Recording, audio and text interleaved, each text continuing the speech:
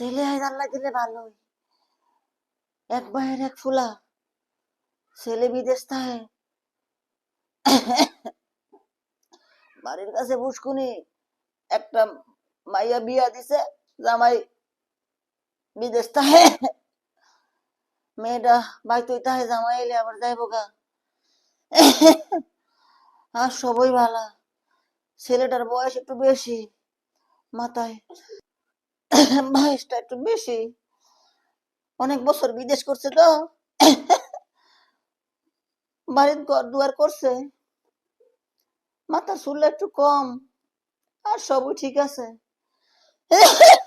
এখন আপনি যদি কোন ছেলের বাড়ি ঘর দেখাইতারেন, দিন তারিখ ঠিক করতারেন, আর যদি আপনারা না যাইতারেন,